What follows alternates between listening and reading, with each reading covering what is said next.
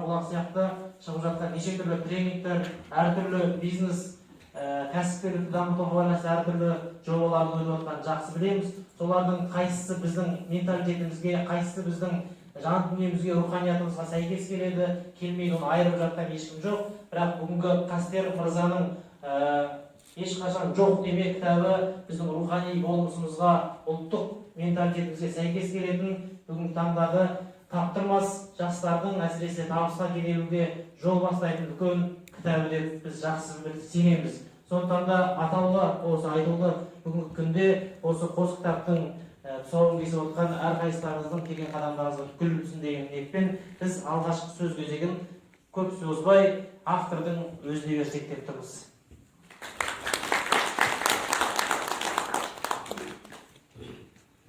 Ассалаумағалейкум, барша ұстаздар, басшылар және құрметті өзіміздің шәкірттеріміз, әріптестеріміз. Менің осы екі кітабымды елемеске қымбатты уақыттарыңызды бөліп келгендіктеріңіз үшін мыңға бір алғыс. Жалпы бұл кітаптар не үшін жазылды? Осы туралы айта кетейін. Себебі адам өзінің бойындағы не дейміз енді, талант дейміз бе, жоқ әлде бір өнер дейміз бе, Құдай сыйлаған дүние қашанда бұлқынып адамның жүрегіне тыныштық бермейді, жазу керек болады, сондықтан оны жазамыз, жариялауымыз керек болады. Өйткені біздің жазған дүниені көпшілік адамдар оқу керек, білу керек, текке жазбаймыз ғой. Сондықтан осы дүниелерді жазып отырмыз. Жалпы бүгінгі таңда өзекті мәселелерді көтергіміз келеді. Себебі оны өздеріңіз де білесіздер, бүгінгі таңда өзекті дүниелер өте көп. Біздің халқымыздың, жастарымыздың ортасында әлеуметтік көптеген рухани проблемалар жетіп жатыр. Осы тұрғыда азды көпті көрген білгенімізді, оқыған түйгенімізді айтқыларымыз келеді сіздерге. Мен осы өмірімде 30 жыл университетте мұғалім болыппын. Алдымыздан қаншама шәкірттерді ұшырдық. Ал бірақ аудитория қашанда шекті. Міне көріп осылар, осы аудиторияның өзінде де шекті адамдар ғана жиналып отырмыз. Ал ұша, қиыры жоқ қазақ даласында қаншама адамдар білім нәріне сусындап отыр. Сондықтан осы кітабымызды жазып бүкіл иісі қазақ тілді оқырманға бермекшіміз. Бізге белгілі тарихта қаншама ғұламалар өтті. Мысалы, атақты пайғамбар Нұх қанша жыл өмір кешті білесіздер ғой? 950 жыл өмір кешті. Сенуге бола ма? Мен өзім сенемін. Ол заманның адамдары ұзақ өмір кешкен. Мынау Қытайдың медицина ғалымдары есептеп шығарды.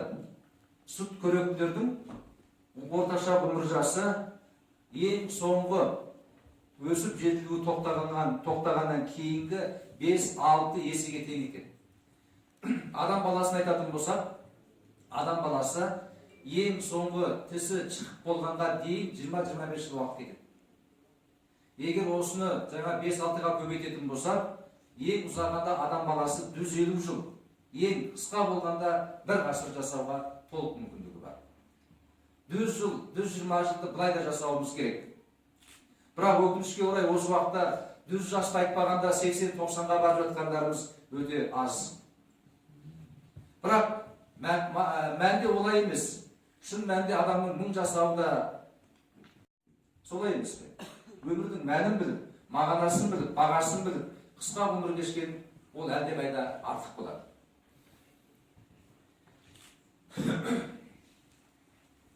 Өмірдің түпкі мәнін мен былай деп ойлаймын. Ол көру, білу дүние емес, тану да мағына өмірдің түпкі мәні емес. Өмірдің түпкі мәні менің түсінігімде, жалпы өзімнің адам ретіндегі түсінігім, біз мынау ғайыптан келдік қой. Солай емес пе? Ғайыптан келдік. Ғайыптан келдік, ғайыпқа кетеміз. Бүкіл біздің философтардың барлығы да келдім, қайдам, нетсем, пайдам, қайда барам деген үш үлкен сұрақтың төңірегінде бүкіл өмірлерін арнап зерттеді. Бізде осы даналардың сөзімен айтқан уақытта бізде ғайыптан келдік, ғайыпқа кетеміз. Бірақ не істеу керек келіп кеткен аралықта? Менің түсінігімде сол рухани жақтан толық тазарып, мынау уақыт пен кеңістіктің шекарасын бұзып өтіп, ең әуелгі келген жерімізге жететін болсақ, міне өмірдің түпкі мәні осы болады. Сондықтан осы өмірдің түпкі мәнін түсінбеген жағдайда мынау материалдық дүние мен дүниені бағалаған заманымызда біз көптеген проблемаларға жолығатынымыз анық. Себебі адам деген, мен мына кітапта оның бәрін ашып жазып отырмын. Адам деген екінің бірінің қатынасы. Bir дегеніміз ол мына көріп тұрған тәніміз. Ал екі дегеніміз не? Ол жан мен рух. Рух деген жанның құдіреті. Ал негізі адам тән емес, негізі адам рух. Біз рухымыз үшін көбірек мән беруіміз керек. Өмірдің түпкі мәні сонда ашылады. Мен бұл кітабымда айтып отырмын. Өмір өлмейтін қуат деп. Біздің өміріміз бүгінмен ғана шектелмейді, ол мәңгілік кете береді. Мәңгілік кете береді. Мысалы, осыған байланысты бірер жұма өлеңім бар, соны оқып көрейін. Күн сәуле, махаббат ол, ғайып отыр. Сүйеді теңіз бетін шымырлатып, босанар ана теңіз тамшыларды, толқындар кесер кіндік шырылдатып. Су күйден бу күйіне өтер тамшы, қалықтап ғаршының етегінде, жел айдар тағдыр атты сетер қамшы, кетеді бұлтпен бірге жетегіне. Содан қайтып құбылып әуеліне, тарайды жер бетіне бұлақ бол. Айналып тіршіліктің әуеніне жарады топырақты құрақ бол. Қайтадан эфир болып, гүл құрақтан жетеді теңіздердің төбесіне.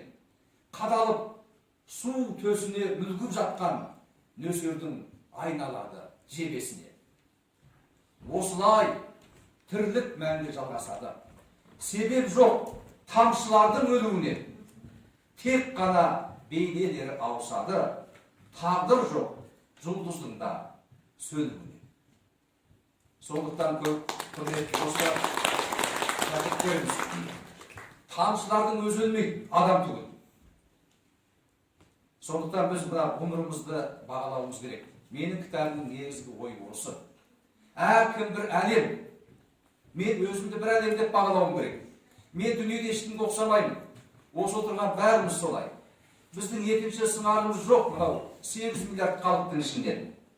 Сондықтан бізді Құдай ерекше махаббатпен жаратты. Абай атамыз айтты ғой, махаббатпен жаратқан адамзатты сен де сүй, ол Алланы жаннан тәртіп ет. Бәрімізді Құдай ерекше әдемі көріп беріп, ақыл, парасат беріп жер бетінде жіберді.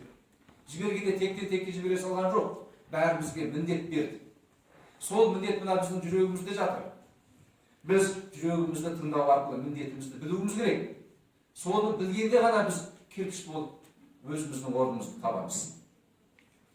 Қоғамда көптеген проблемалардың барлығы да осы өзіміздің кірпіш болып орнымызды таппағандықтан болып жатыр. Міне, сондықтан әркім өзіміздің жүрегімізге үгілуіміз керек. Жүрегіміз бізге жауап береді, нені қалайтындығымызды. Біз біреуге еліктенбеуіміз керек. Оның қажеті жоқ, оның міндеті басқа, біздің міндет басқа. Сондықтан әркім жүрегіне үгілу арқылы өзінің өмірге неге келгендігін, міндетінің не екендігін білу керек. Сонда ғана ол өзінің орнын табады. Жаратқан иеміз әуелде не дейді? Мен тылсым жатқан қазына едім дейді. Мені білсін деп, мынау жаратылыс дүниені жасадым. Біз айтамыз ғой, бізді не үшін жаратты дегенде құлшылық үшін дейді. Ал құлшылық тек намаз оқумен, мұсылмандар үшін айтқанда, ораза ұстаумен шектелмейді. Құлшылықтың үлкені ғылым, құлшылықтың үлкені білім. Біз Құдай берген осы парасат біліміміз арқылы мынау жаратылыс дүниесін тануымыз керек. Міне, сонда біз Құдайды таныған боламыз. Құран деген тұнып тұрған ол ғылым. Құран Мұхаммед Мақатаев айтты ғой, Құран деген ғылымдардың көкесі деп. Бүкіл Құран тұнып тұрған ғылым. Біз бастауымызды Құраннан аламыз. Абай атамыздың өзі әуелде Құран хадис сөздің басы деді.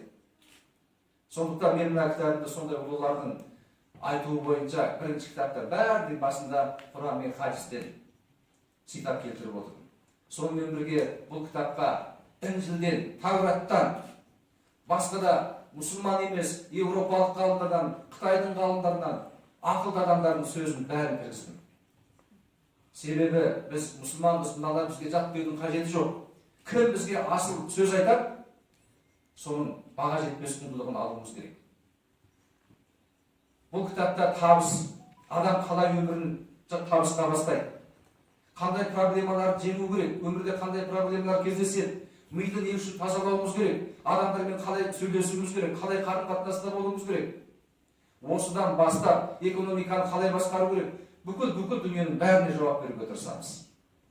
Ең соңында балалық күннен бастап қарттыққа дейінгі бүкіл өмірді осыған сыйдырдық. Мынада айтылған сөз бар. Арман адастырмайды деп.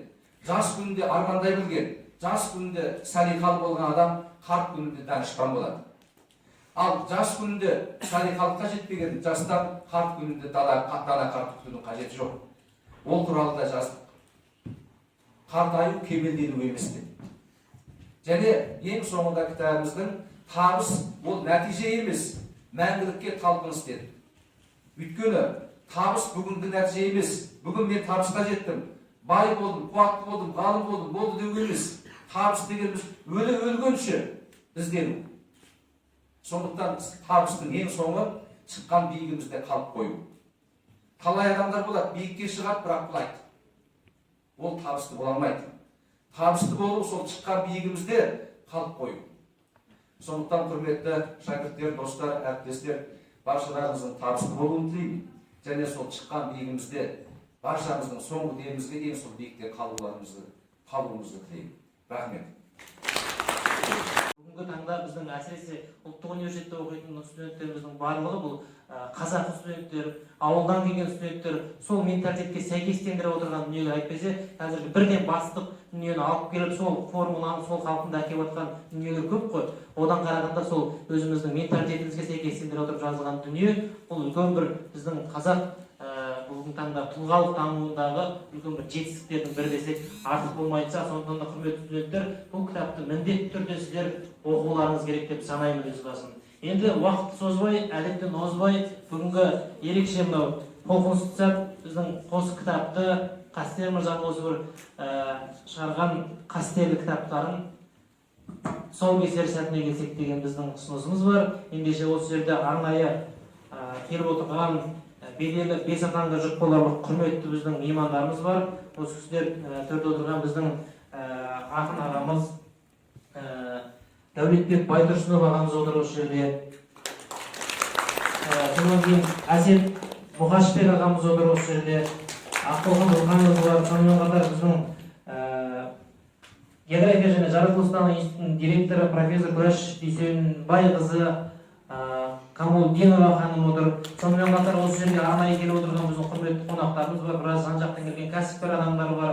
Бүгінгі таңда үлкен жетістікке жетіп жүрген ел ағалары бар. Сонымен қатар Қазақстанның мәдениет қайраткері, айтыскер ақын Серік Қалиев ағамыз осы төрде отыр мінекей. Сондықтан да рұқсат болса осы кітаптың тұсауын барлығымыз кессек деген біздің ойымыз. Құрметті қошемет болсын. Келіңіздер.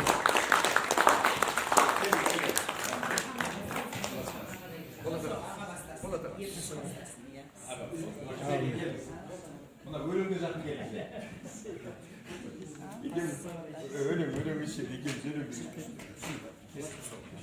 kes. Hazır ikimiz bu ne? Sağ ol, kesinlikle.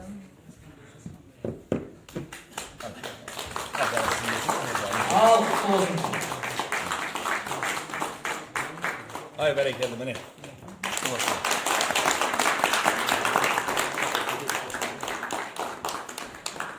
Барлықтан бір сәтті ұстап, орындарыңыздан тұрып естелік суретке түсіп алыңыздар. Ölüm.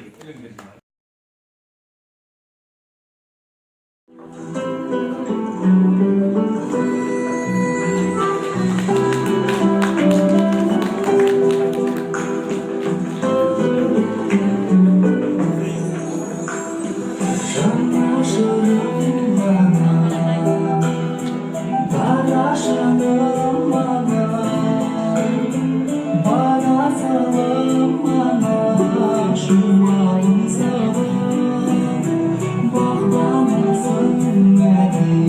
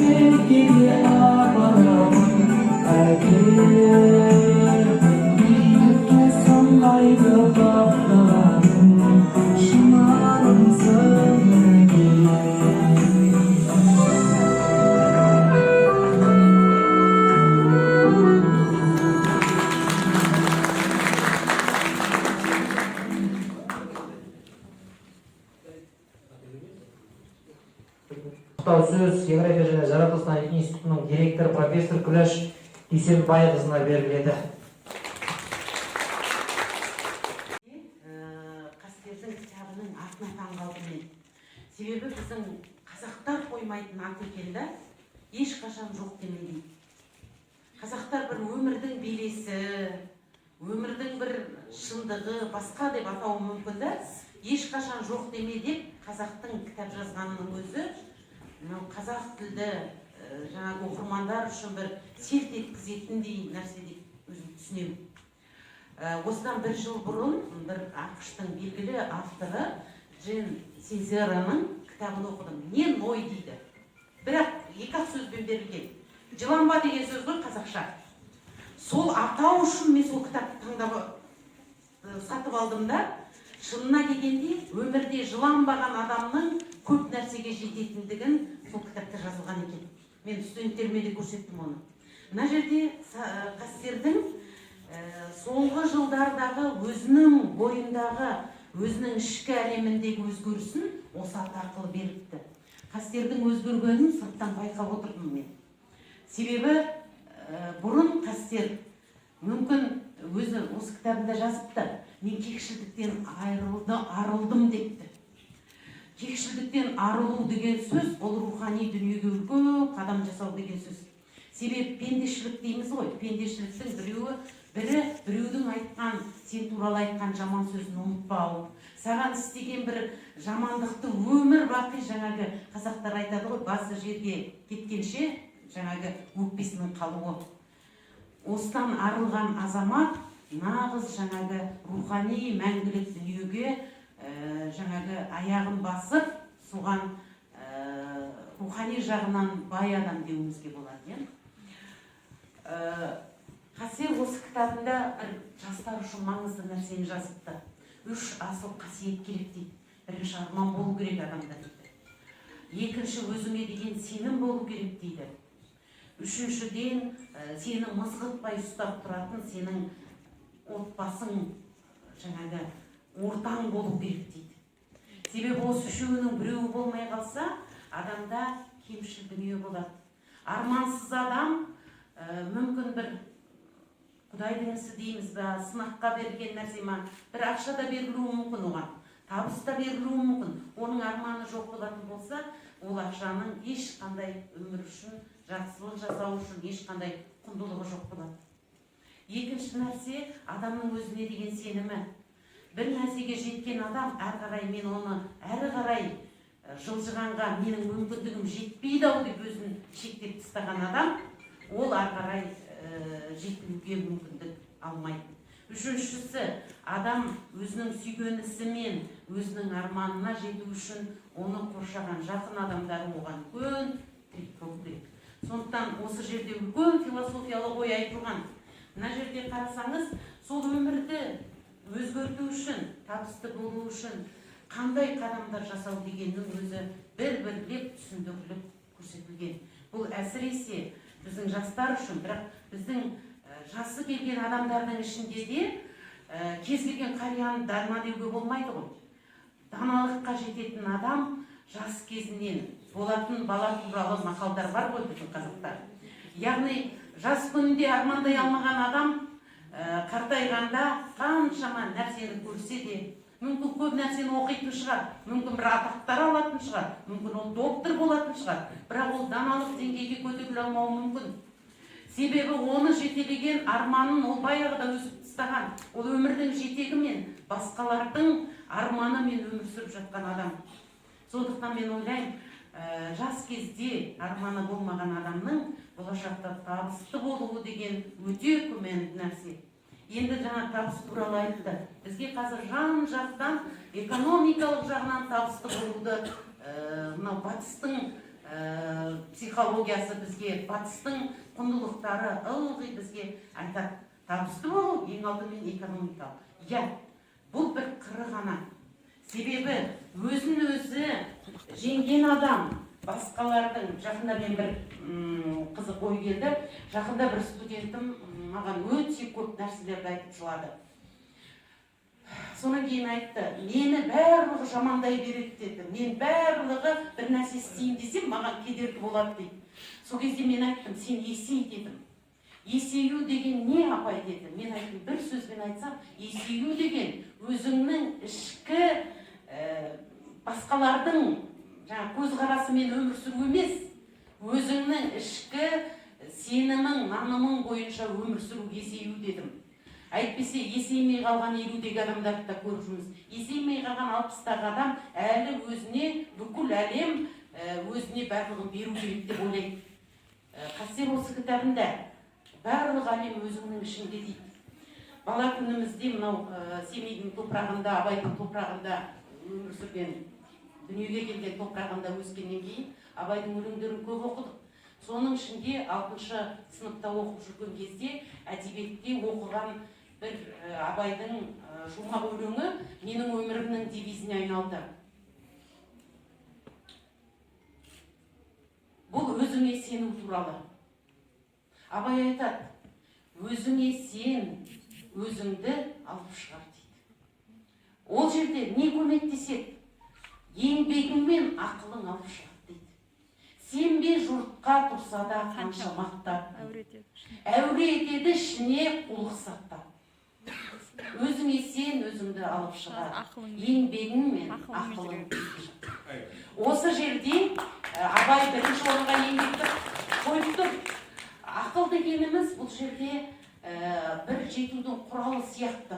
Бірақ ең алдымен жаңағы еңбек. Әрине, табиғатынан берілген адамда Қастер өзінің кітабында да жазады. Неше түрлі бір артықшылықтар мен кемшіліктермен адамды береді. Бірақ адам өзінің жүрегіне терең бойлап, осы Абай айтқандай асыл тасты өзінен іздейтін болса, өзінің кемшілігін де адам өзі ұғатын болады. Біреу айтып қажеті жоқ. Ол өзі ұғынған жағдайда сол кемшілігін ешкімге айтпай-ақ жөндей бастайтын болады. Сондықтан ойлаймын, Қастердің бұл кітабында терең жаңағы біздің Абай сияқты ғұламалардың бір ойларының ізі жатыр ма деп ойлаймын. Бұл Қастер түсінген, Қастер өзінің ойынан, ақыл ойынан сүзгілеп шыққан сол ғұламалардың бір ойларының ұшқыны ма деп ойлаймын. Бұл деңгейге 50 жаста жету мүмкін өте үлкен жетістік шығар.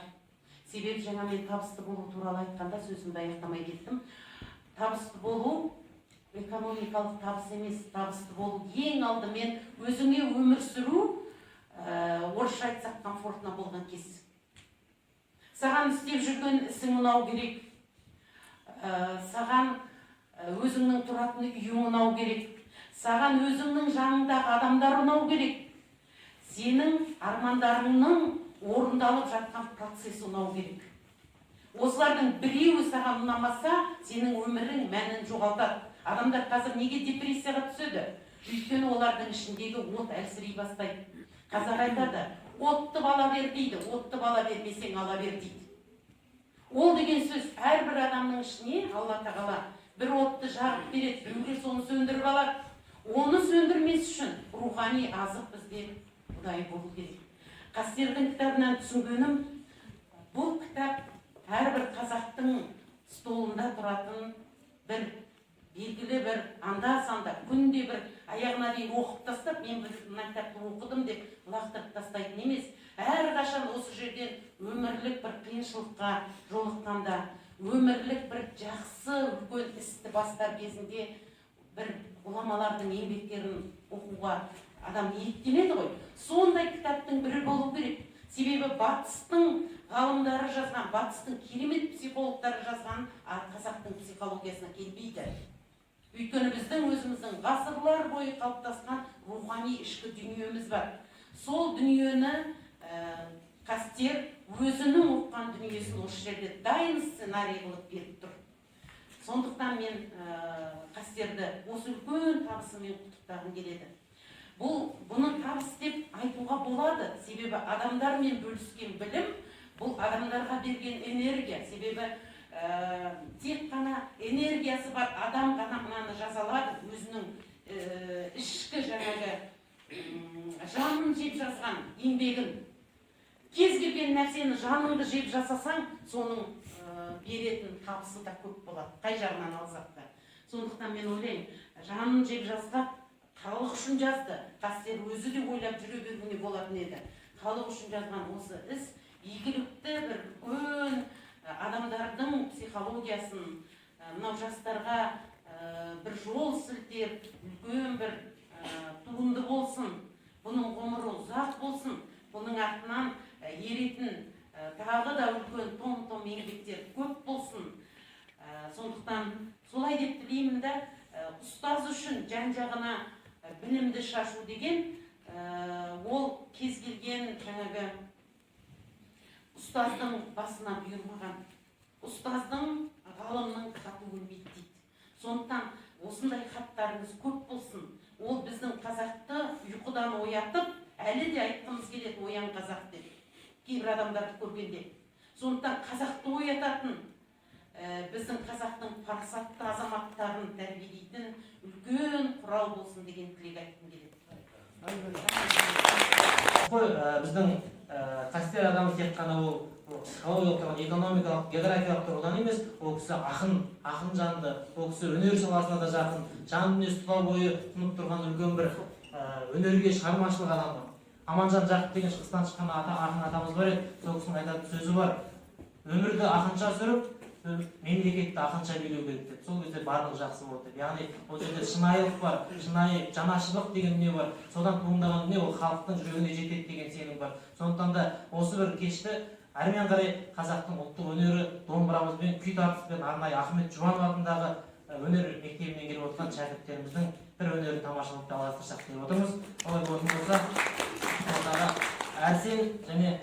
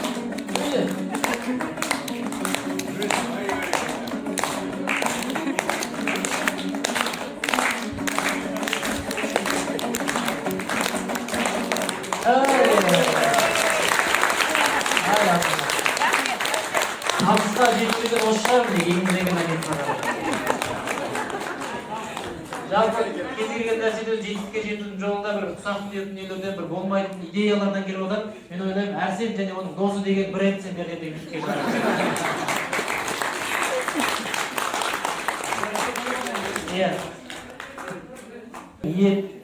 Осы кітаптың авторына деген лебізін білдіру үшін құрметті қонақтарымызға сөз берсек деп тұрмын. Белгілі ақын кеше ғана 85 жылдығын атап өтіп жатқан қазақтың қара шаңырағы, қазақтың жазушылар одағының мүшесі біздің Дәулетбек Байтұрсынұлы ағамыз бар. Сонымен қатар осы ешқашан жоқ деме деген кітапқа жоқ деп айтпай шығуына үлес қосып демеушілік жасап жатқан біздің кәсіпкер ағамыз, Самға баспасының директоры Махмудов Абдулазиз ағамыз бар. Осы кісілердің бір ауыз лебізін тыңдасақ деп тұрмыз.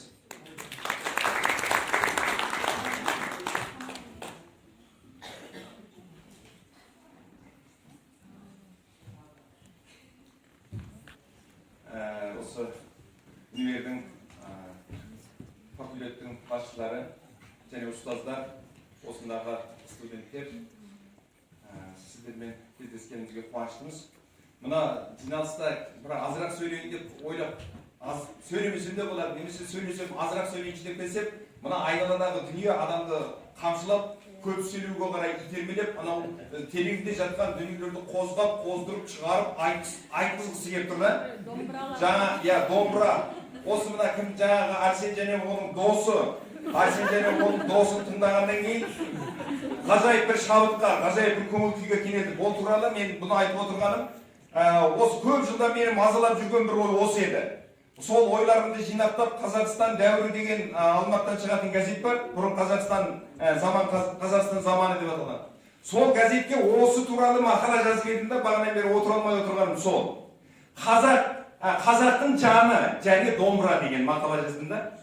Қазақтың жаны және домбыра. Онда айтып келем, ол ұзақ газеттің бір бетін алған мақала. Сонда айтам, қазақтың жаны күйменен тіке қатысы бар. Егер күй тыңдағанда сезінбейтін адам, күй тыңдағанда әсерге бөленбейтін адам, күй тыңдағанда қиялға шарықтап ұшпайтын, немесе теңіздің тереңіне сүңгімейтін адамның жаны қазақтың жаны емес.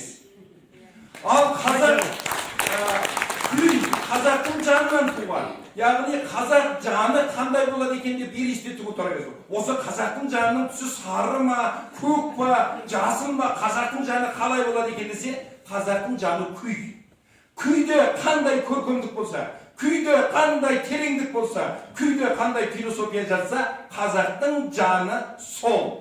Ал күйден жеріген адам, қазақтан жеріген адам, күйді тыңдауды жаны жатсынатын адам, қазақтан азған адам деп жазып едім соны. Ал енді ол туралы ой келіп, бұл кісілердің деканы, директоры әдемі сөз айтты да, сол кісінің жаңағы бірінші құлағыма қатты сіңіп қалғаны, Қастер мырза бұл кітабында кекшілдіктен арылдым деген сөзді айтыпты дейді да. Бұл қызық мынау. Қастер мырза да кекшіл болған, мен де кекшіл болған. Анда отырған Ләззат ханым да кекшіл болған. Біз сол кекшілдіктен арылдық. Неге? Біз Қытай Халық Республикасында жасадық та ең сұмдығы. Ол халықта мындай мақал бар. 10 жыл кек алуға аз емес дейді. 10 жыл кек алуға аз емес дейді. Әкесі баласына мұраға нені қалдырады білесіздер ме? Ол асыл сөзді, байлықты, керемет ұлағатты қалдырмайды. Әкесі баласына алынбай қалған кегін мұра етіп қалдырады. Менің осы кегімді ал дейді. Ал өнегей күллі киноларын көрсеңіздер егер, кино кекке құрылады. Тек кек алу үшін, тарихи фильмдерде кек алу үшін, өмірдегі фильмдерде кек алу үшін. Анау бала кезінде біреу оны өлтіріп кеткен, сол есейіп, өнер үйрен, ол кунг-фуды не үшін үйренеді? Ол таеквондоны не үшін үйренеді? Анау әкесін өлтіріп кеткен адамдарды өлтіру үшін үйренеді. Міне, ал қазақтың менталитеті қандай? Қазақ жақсы адамның өкпесі шайы орамал кепкенше, жаман адамның өкпесі басы жерге жеткенше. Көрдіңіз ба? Екі ұлттың арасында осы екі ақ мәтел менен. Кек алу 10 жыл кек алуға аз емес, көп емес немесе. 10 жыл болса да кегіңді ал. Ал қазақ айтады, чайы орамал кепкенше ұмытып кет дейді. Міне, Қытай халқы мен қазақ халқының менталитеті осы. Ендеше біз неге кекшіл болып қалдық? Біз құрғыр сол Қытайда 30 жылдық ғұмырымызды өткіздік та. Мектептің тәрбиесі, саясаттың тәрбие, мемлекеттік үгіт насихаттың бәрі осы. Көретін киномыз бәрі кекке құрылғанда біздің жанымызды кішкене кернеп кеткен.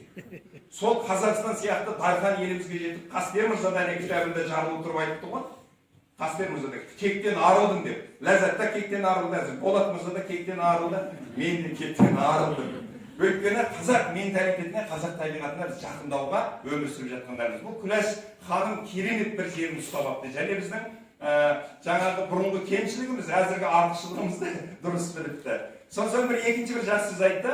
Адам өзіндегімен бөліскенде ғана бақытты болады. Бұл керемет философия. Мен бұл ылғида осы жазған дүниелерімде қосып жазып жүрмін, айтқан жерімде айтып жүрмін, бұл былай деген сөз. Бөлісу деген не? Адам билікке жету мүмкін. Ал биліктің шуағын, биліктің чүленін өзгелерге бөлу керек.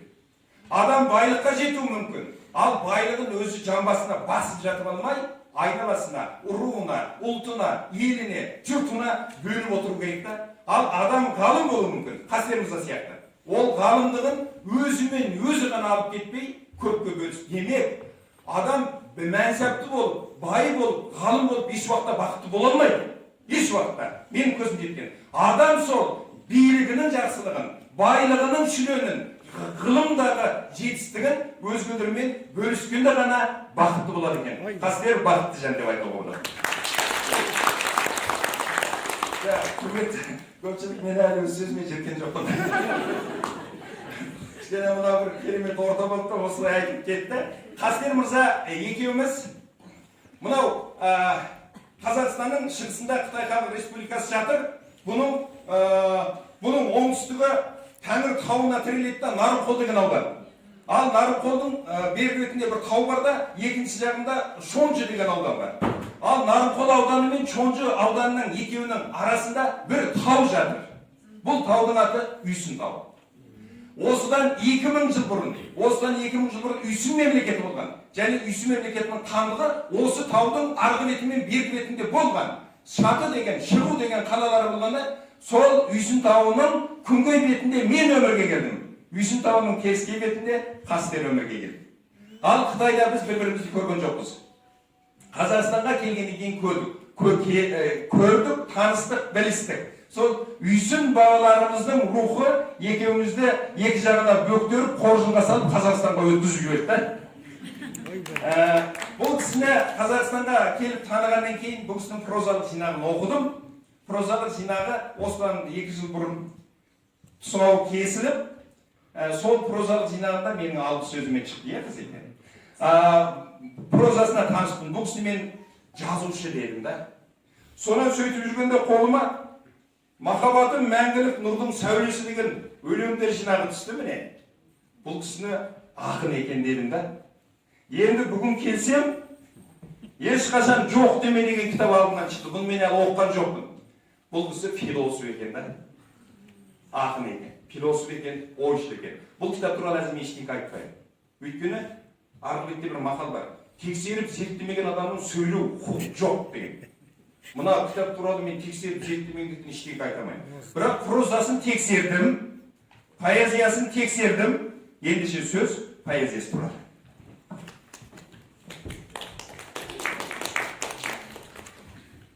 Қастер өлең керек. Мен сөзім шашырап кетпеу үшін мен тағы басқа нәрселер кетіп қалуым мүмкін. Қағазды ғана негізі дейін.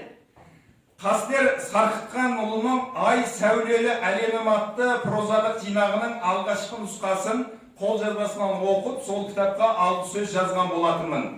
Балауса баспасынан жарық көрген жаңа кітабы оқырманның ілтипатына бөленіп жылы қабылданды. Сондағы пікірімде Қастер Сарқытқанұлы қазақ сөзінің қадірін білетін жазушы, сөйлеу тілі мен жазба тілі жақындай түскен, өз сөз сүйегіне сіңген қаламгер деп айтқан болатынмын. Мынау Махаббатым мәңгілік нұрдың сәулесі атты жыр жинағын оқығаннан кейін ол көзқарасымды онан сайын шегелей түстім. Баяғының адамдары жігітке жету өнерде аздық етеді деген екен. Өткен ғасырдағы алаш зиялылары да бір өзі ғалым да, жазушы да, ақын да, педагог да бола отырып, халыққа қызмет етіпті. Бүгінгі қолымызға жеткен мұралары соған көзімізді жеткізеді. Қастердің қаламгерлігі де сан қырлы. Енді оған ұстаздығын, ғалымдығын қосыңыз. Бүгін таныстырылымы болып отырған ешқашан жоқ деме. Табыс құпиясы өз әлемінің ішінде деген тың дүниесінен сол арыстарымыздың үзілмеген жалғасқан буынын көргендей болып отырмыз. Өлеңдер жинағы туралы, жыр жинағы туралы айтар болсам 3 бөлімнен тұрады. Бірінші бөлім мінәжат, екінші бөлім тағылым, мына кітабын айтып отырмын. Тағылым, үшінші бөлім махаббат деп аталыпты. Кітаптағы жыр шумақтарын оқып отырып, тың ой, соны пікірлерді кездестіріп, қиялымыз қиырға қанат қағып, бәрекелді дейміз. Қастердің мамандығы тәрбиеші болғандықтан да өлеңдері педагогикалық ағартушылық бағытқа ойса береді екен.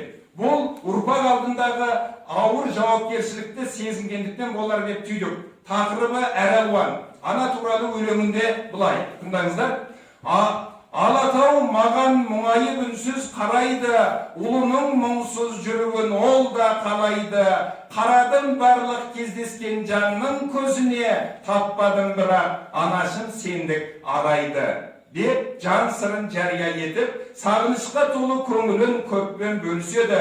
Бүгінгідей саясаттың ызғарлы үскірігі соғып тұрған тар заманда бірі бергі бетте, бірі арғы бетте қосыла алмай қор болған ағайынның қасіретін сездіріп, шекара деген тікенді тордың арғы бетіндегі анасын аңсап жаны жабырқайды.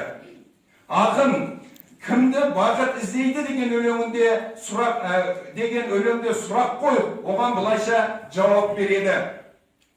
Тағдырында жасырынған өміріңнің меселі, содан іске асырылған сыйы және есебі, өмір сырын жағалаған, одан үміт үзбейді, кім уақытын бағалаған, соны бақыт іздейді дейді. Адам бақытты іздеуші еді. Негізі адам бақытты іздеуші еді. Ал ақын адамды бақыт іздеу туралы толғап отыр. Адамды бақыт іздеу туралы толғап отыр. Уақытын қадірлей білетін, өмірін босқа өткізбей еңбектенген кісіні ел елейді, табыс таниды дей келіп, көңілге қонар көркем ойды көпке ұсыныпты. Мен енді байқап отырмын, бұл ойы мына кітаппен жалғасып жатыр екен. Отан жөнінде өлеңінде өзекті ойды өмірден алып ұсынған ақын өзіндегі құпиясын оқырманға былайша жеткізеді.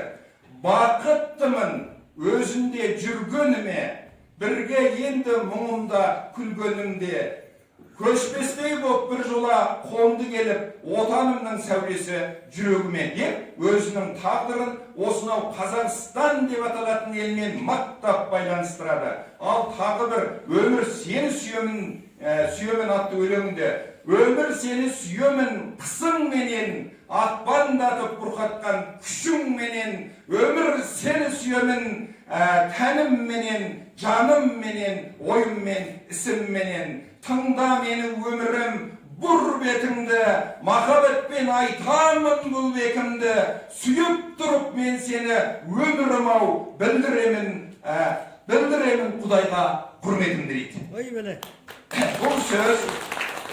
Бұл сөз қастердің жүрек лебізі. Ақыл ойдың түйіні деуге келетін кесім.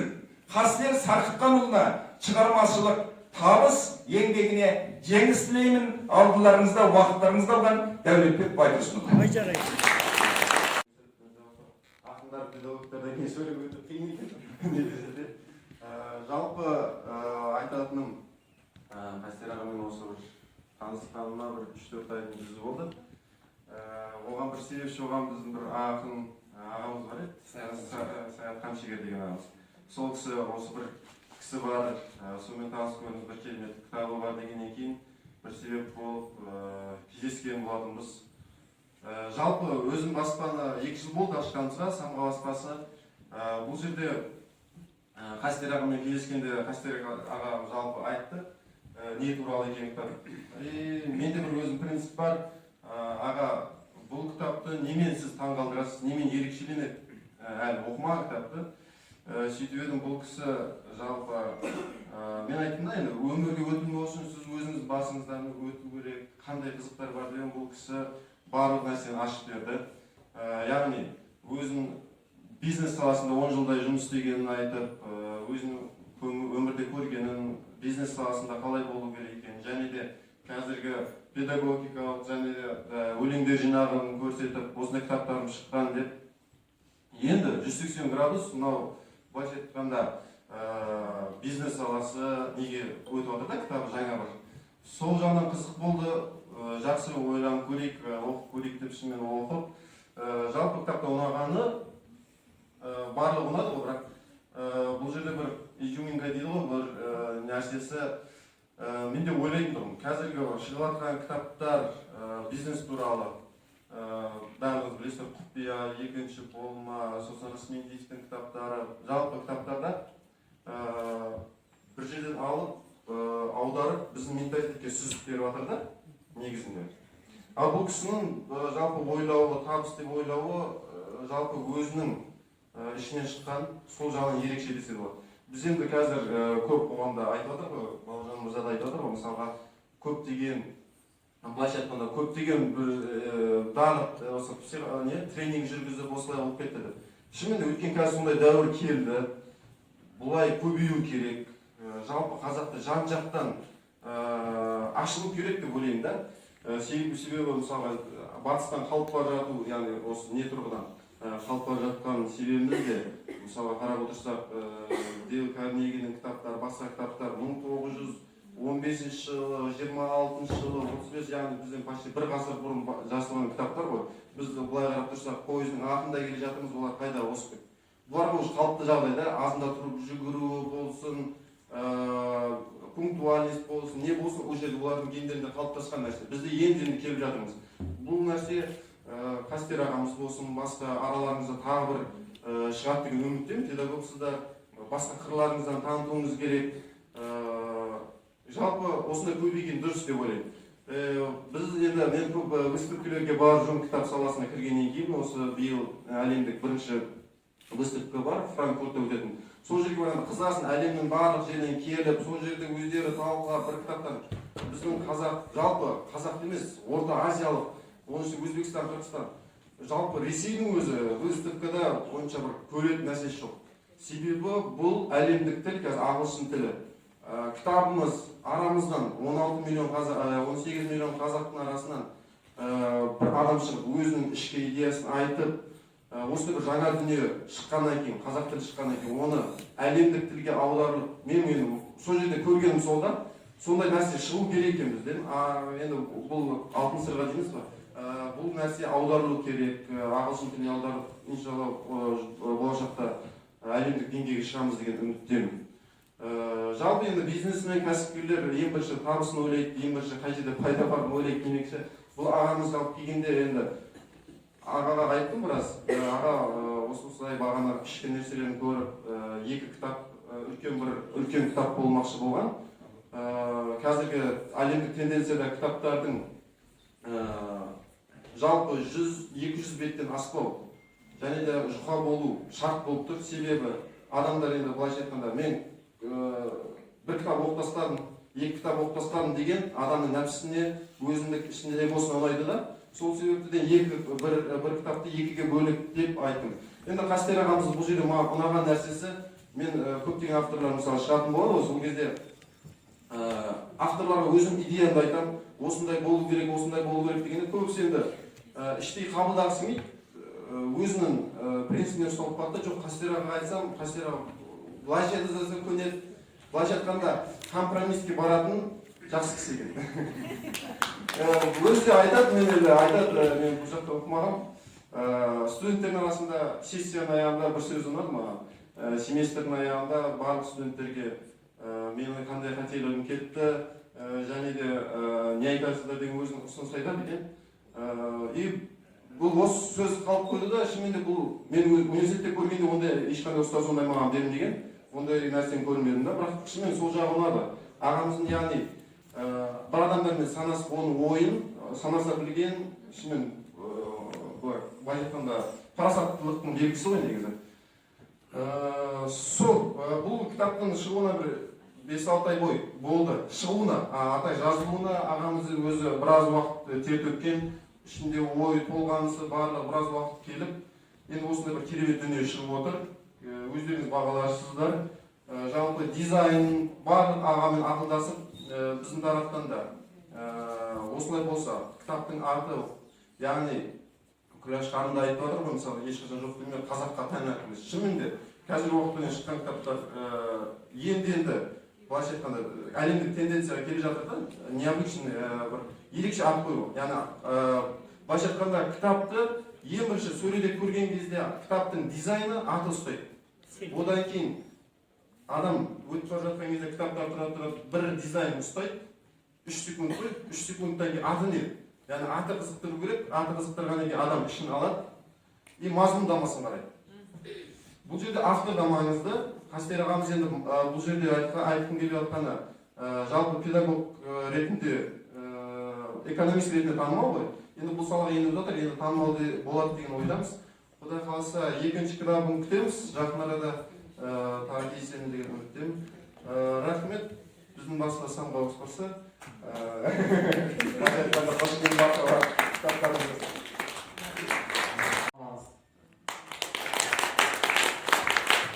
Құрметті достар, әріптестер көріп отырсыздар, Әзиз бауырымыз өте атына заты сай, өте адамгершілігі мол жігіт.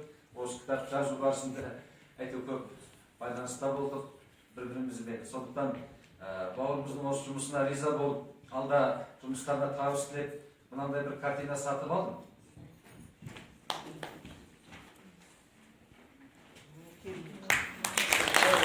Бұладыма сіздерге аты самға ғой, баспаның аты.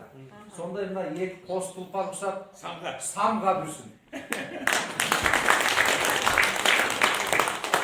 Осыны көп адамдар біле бермейтін шығар, бірақ сол 2000 жылдардың бастарында мен балам кішкентай мектеп оқушым салауатты өмір салтын ұстану туралы, әртүрлі диетаға қалай отыру туралы, әртүрлі кітаптарды сол кездің өзінде жазып қойған кісі еді. Ол кезде қазір сияқты маркетингтік дүниелер, менеджерлік бір подходтар, продюсерлік дейміз бе, заманауи құндылықтардың жоқтығын кезінен ол көп жағдайда халыққа таралмай қалуы мүмкін. Бірақ сондай негізін қалған адамдардың өзі Әсет Ризаұлы Мұғашбек ағамызға және осы жерде отырған біздің белгілі айтыскер ақын, Қазақстан мәдениет қайраткері Серік Қалиев ағамызға сөз берсек деп тұрмыз. Осыны көп адамдар біле бермейтін шығар, бірақ сол 2000 жылдардың бастарында мен балам кішкентай мектеп оқушым салауатты өмір салтын ұстану туралы, әртүрлі диетаға қалай отыру туралы, әртүрлі кітаптарды сол кездің өзінде жазып қойған кісі еді. Ол кезде қазір сияқты маркетингтік дүниелер, менеджерлік бір подходтар, продюсерлік дейміз бе, заманауи құндылықтардың жоқтығын кезінен ол көп жағдайда халыққа таралмай қалуы мүмкін. Бірақ сондай негізін қалған адамдардың өзі Әсет Ризаұлы Мұғашбек ағамызға және осы жерде отырған біздің белгілі айтыскер ақын, Қазақстан мәдениет қайраткері Серік Қалиев ағамызға сөз берсек деп тұрмыз. Жас қауым, студенттер, ұстаздар, қазақтың қара шаңырағы деп айтсақ болады ғой, оқу орны. Абай атындағы қоймай, ұлттық университет. Педагогика деген осы ұстаздарды шыңдайтын жемасы.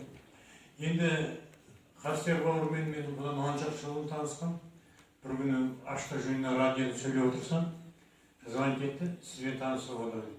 Содан екеуміз туыстан тиісжақсы дейді, сөйтіп араласып кеттік. Енді Қастерді студенттер білмейтін шығар. Бұл Қытайдан Шығысқан шәкір ашып шекарадан найза тыққан ғой. Қойдың жеңін іші аман қалып қалып келді ғой Қазақстанға. Дәкуменшік түк жоқ. Содан енді біраз білім бар.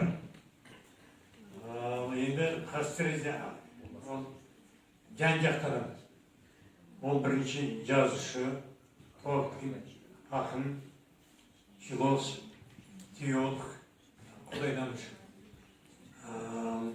Енді сондай қасиеттер көп. Әнші. Оның ең біріншісі студенттерге екен. 8 тілде таза сөйлейді. Білесіңдер ме? Қазақ тілін енді зәуреның арқасында үйренді. Бұл қытайша сөйлейді. Зәуре отырған қазақша үйренді. Қызының арқасында. Ал ағылшын тілі, жапон тілі, ұйғыр тілі, өзбек тілі, түрік тілі, енді в общем, жалпы 8 тілде қазақша. Әр қазақтың басына бітпеген. Біз өзіміз әлі орысша үйренеміз. Әйтеуір нан сұрап жейміз бұл.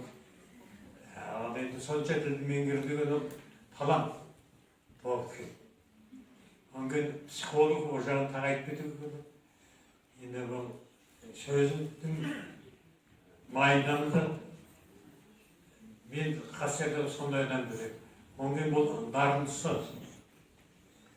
Тектіліктің көші болсын, әрсен және досындай күйшалықтан әр қазақ бір-бірінің досы болсын. Ағам айтса естеліктер еске түседі екен. Қазағым айнымаған күштен екен. Аға, сіз кездегі ұстаздарға қарағанда бүгінгілер қымыз шұбат ішеді екен деп қояйық. Серікқали, бұл айтыс ақын ғой бұл жігіт. Сондықтан Өмірдің аттағандар көп белесін, жүрегінен лаулаған от көресің, жақсы сөз жарым ырыс деген қазақ. Батамен қалай елім көктемесін, қазақта бәрі болсын, бар деп айтсын, тіліміз ешқашанда жоқ демесін. Қазақтағайын еліміздегі ең ұлық мереке келе жатқан тәуелсіздік мерекесі құтты болсын. Мені бір магнитті тартып әкелген мына кітаптың атауы жоқ деме деген. Менің өз ұстанымым солай, маңайымдағы ағайын туыстарыма, дос-жарандарыма жоқ деп айтпаңдар деп жүремін. Өйткені сөз деген кие, сөз деген энергия, жоқ деген сайын жоқ бола бастайды екен адам. Осы тақырыбының өзі кітаптың мені селт еткізді, сондықтан қастарыңызға, қастар замандасымыздың бұл кітабы өзінің оқырманына тауып, талайға бір пайдасы тиетін кітап болатынына сенімдімін. Оның үстіне өмірдің басы бала ортасы адам, қартайып шал болған соң кетер шаман, мақтап жүрген өмірім осы болса, үш-ақ ауыз өлеңмен болды тамам дейді шәкір. Мені қуантып тұрғаны Қасекеңнің ақын болғаны. Кейде қара сөзбен жеткізе алған нәрсені жүректен жүрекке осы өлең арқылы жеткізетініне сенімдімін. Жаңа сәл ғана парақтағанның өзінде қаншама ішінде ғибрат, тағылым, танымдық ойлар жетелеп әкетті. Кезіндегі жүрегіміздің түкпіріндегі арман орындалды. Сондықтан да маған жүрек туралы айтып жатыр. Өзі Абайға дейін жүрек туралы қазақ поэзиясында мен кездестірген жоқпын. Жүрегім менің қырық жамау қиянатшыл дүниеден дейді Абай. Жүректі ұмытсаң, әлемді ұмытқаның дейді.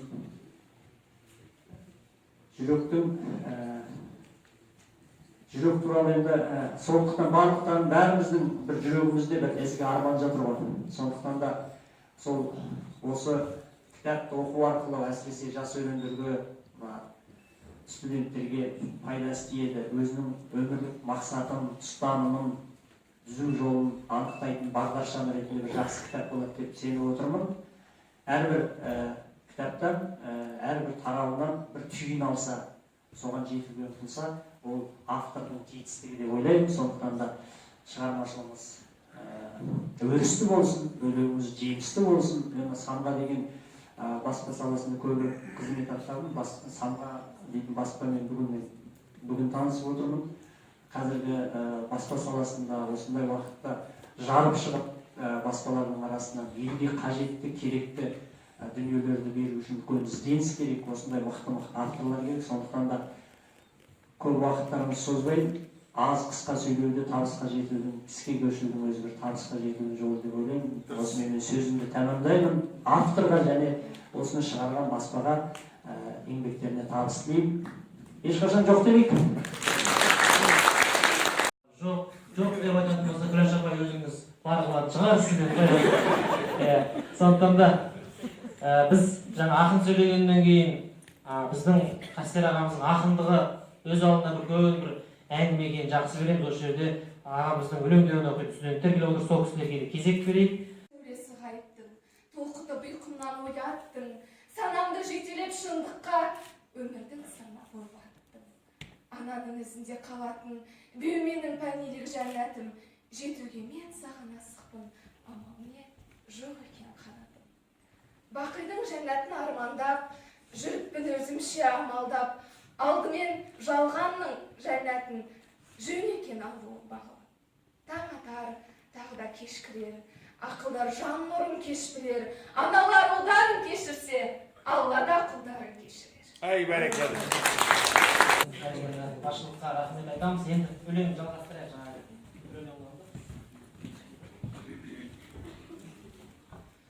Армысыздар, құрметті ұстаздар, құрметті қонақтар, магистранттар, студенттер, жалпы осында жиналған әлеумет. Алдымен бір-екі ауыз Қастер ағай туралы сөз айтып, сосын өлеңді жалғастырсам деп едім. Қастер ағай, бірінші кезекте сіздің осындай ешқашан жоқ деме деген кітабыңызбен шын жүректен құттықтаймыз. Сіз бұл еңбекке өте көп жыл ізденіспен келгенін білеміз. Өте көп тәжірибе арқылы келіп, бүгін қуанышқа жетіп отырмыз, және біз де осыған қуанып отырмыз. Себебі біз де күттік, осы кітаптың қашан шығатынын ести салысымен күтіп, бүгін қолымызға жетіп отыр. Ал Қастер ағайдың кішкене ерекшеліктерін айтып өтсек, Қастер ағай бізге мамандық бойынша сабақ береді. Яғни урбогеография, геоэкономика сияқты. Бірақ тек қана бір мамандыққа шектеліп қалмай, үнемі бізге рухани білімді, сонымен қатар философиямен, психологиямен ұштасқан қазіргі заманауи мотивациялық білімдерді үнемі беріп отырады. Сонымен қатар бізге өмірде өз орнымызды табуға, соған үлес қосып, өзінің бағыт бағдарын ұстанып отырады. Жаңа баспагер Азиз бауырымыз жақсы айтып кетті, сабақтың соңында әлгі семестрдің біткен кезінде сұрайды дейді. Мен растаймын. Міндетті түрде сұрайды, менен қандай ағаттықтар кетті, қандай кемшіліктер кетті, әлгі курс кезінде егер дауыс көтеріп, қатты сөйлеген болсам, кешіріңдер деген сөзді міндетті түрде айтып сұрайды, яғни санасып отырады. Соның бәрі үшін рахмет айтамыз, және осы Азиз бауырымыз сияқты басқа да азаматтармен салыстырғанда біздің бұл артықшылығымыз деп санаймыз. Себебі біз Қастер ағай сияқты, Күләш апай сияқты, Шолпан апай сияқты ұстаздардан білім алып жатырмыз. Біз онымен мақтанамыз, және оны үнемі мақтанып айтып жүреміз. Рахмет. Қазір енді Қастер ағайдың тереңде мағыналы шексіздік теориясы атты өлеңін оқып берейін. 18 мың ғалам сыйған ғайыпқа, сырын ізде, заңына мүл, байыпта, галактика, одан туған құс жолы, оны білмеу бүгінгіге айыпта. Құс жолынан күн жүйесі тарайды, жердің шары күннен алар арайды, ал адамдар осы жерден жаралып, осы жерден өз әлемін қалайды. Осы әлемде кесіледі кіндігі, осы әлемде жалғасады тірлігі, осы әлемде үзіледі деміде, осы әлемде жарасады бірлігі. Әрбір адам ұшқан дара шағала, ұшыратын айдың көлі ол ана, менің дағы жарым ана атанбақ, ішіндегі ұшпақ құсы шарана. Тар құрсақтан ұшпақ болып болқынып, махаббатпен бұл өмірге құлшынып, бүлк-бүлк деп еді тіршіліктің есігін, келеді әне таңда күн шығып. Дамиды екен даралықтан бүтіндік, бұл ғаламда оны білмеу күпірлік, шексіздікті жалғайды екен мәңгілік, бір тіршілік, ішіндегі бір тірлік. Зәрен күте, жүректегі жан екен, шексіз ғалам, жандай нәзік нұр екен, сол бір нұрға тұрған сыйып, сыйдырып, Алла екен, соны білген құл екен. Рахмет.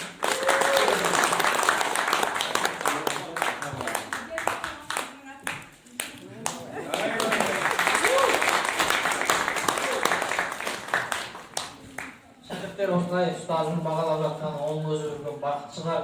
Біздің Қастер ағамыздың кітабында адам баласы жалпы өмір сүреді және тіршілік етеді деген бір екі ұғымды салыстырады. яғни өмір сүру дегеніміз ол бір белгілі философтың айтқаны бар еді ғой, мен өмір сүру үшін тамақ ішемін, тамақ ішу үшін өмір сүрмеймін деген.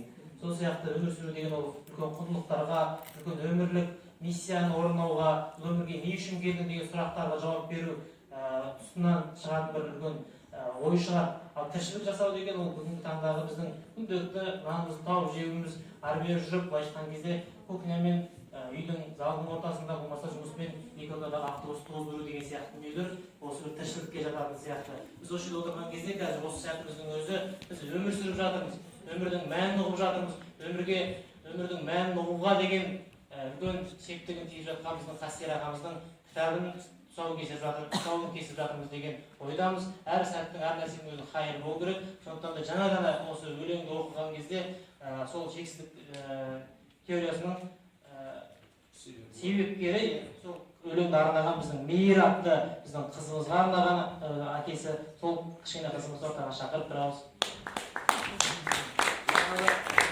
Шексіздік теориясы деген өлең осы анасының құрсағында жатқанда бүк етіп соған арналған еді. Бүгін ертіп келді, әке сенің кітабыңды тұсауы бесеріне келейін деп. Әлі үшінші курстың студенті. Төртінші курс. Мен өскенде бизнес-вумен болғым келеді. Сол үшін әкем маған үйреткен төрт ақылды сіздерге айтып беруді жөн көрдім. Біріншіден, бизнестің бірінші моделі ол қарапайымдылық. Қарапайымдылық дегенде өзің білетін саламен айналысу. Ал екіншісі көрген басшы туралы. Көрген басшы өзінің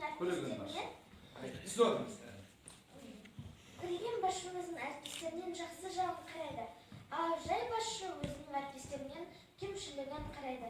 Үшіншіден, қазір адамдар бүгінгі өмірмен сүріп жатыр. Адамдар негізі болашақпен бәсекелесу қажет. Сонда ол табысты бола алады.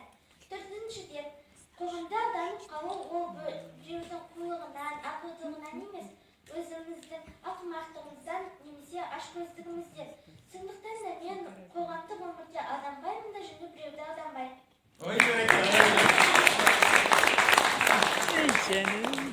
Ешкімді алдамаймын және алданбаймын деді.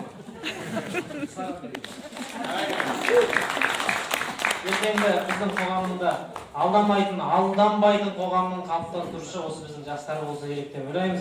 Енді қазір Құдай қаласа бір сөздің кезегі қалды. Бұл кісілерге де жоқ деп айта алмаймыз.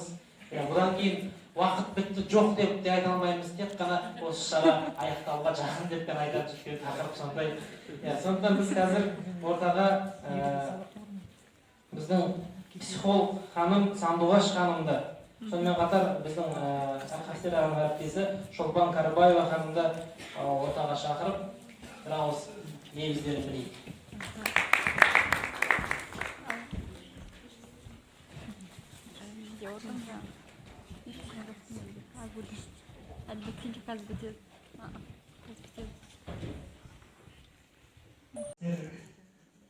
Бауырым мына Қытай Күтіндеген қаласында университетте мұғалім болғаннан біз танимыз. 80 жылдардың ішінде шығармалар жариялай бастап, қауым деген еткізген. Міне бүгін «Жоқ деме» деген кітабы жарық көріп, баршамызды баурап отыр және баршамызға телегетеңіз ақыл бермекші болып отыр. Бұл кітапты енді оқимыз. Бұдан бұрын кітаптарын мен оқыдым, ол жөнінде айтпақшы едім. Оған сөз қысқа, мен Қастерге арнаған өлеңімді оқып берейін. Бауырың арғы бетте бір қаладан, алдыңда отыраған жырарнаған, таланттың талғарыңа талпындырды, уақыттың еншалдың сырғанаған, көкбарынан жыртылар терлігі дал, алтайды өткен батырлар ерлігі бар. Әкеден жастай қалып, жасымаған бойында дарқан дала кеңдігі бар. 30 жыл ұстаздықтың қайқаңында, басың бауыр қақпады қайтанында. Білімің мен еңбегің ғалым етті, ізденудің терлетер қайқаңында. Жалынды жырларыңа жылынарлық, тұжырым пайымдарың сыйынарлық. Талғамды кітаптарын қанат берді қазаққа жат пиғылдан тиыларлық. Әз басыңнан таулар көбінерің, ұлағатты ұстазсың көгерерің. Жаның жайсаң иманды қымбат бауыр, қуанам көрінгенде төбелерің. Рахмет.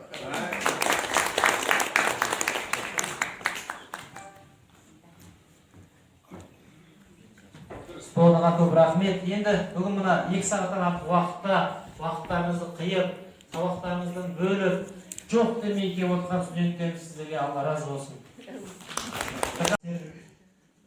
Бауырым мына Қытайдың Күтін деген қаласында университетте мұғалім болғанын біз танимыз. 80-ші жылдары іште шығармалар жариялана бастап, барлық қауым елең еткізген. Міне бүгін жоқ деме деген кітабы жарық көріп баршамызды баурап отыр және баршамызға телеге теңіз ақыл бермекші болып отыр. Бұл кітапты енді оқимыз. Бұдан бұрын кітаптарын мен оқыдым, ол жөнінде айтпақшы едім. Оған сөз қысқа, мен қастерге арнаған өлеңімді оқып берейін. Бауыр ең арғы бетте бір қаладан, алдыңда отыраған жыр арнаған, таланттың талғарыңа талпындырды, уақыттың еншалдың сырғанаған, уақыттың еншалдың сырғанаған, көкбарынан жыртылар терлігі дал, алтайды өткен батырлар ерлігі бар. Әкеден жастай қалып, жасымаған бойымда дарқан дала кеңдігі бар. 30 жыл ұстаздықтың қайқаңында, басың бауыр қатпады қайтаңында. Білімің мен еңбегің ғалым етті, ізденудің терлетер қайқаңында. Жалынды жырларыңа жылынарлық, тұжырым пайымдарың сыйынарлық. Талғамды кітаптарын қанат берді қазаққа жат қылдан тиыларлық. Әз басыңнан таулар көбінерің, ұлағатты ұстазсың көгерерің. Жаның жайсаң иманды қымбат бауыр, қуанам көрінгенде төбелерің. Рахмет.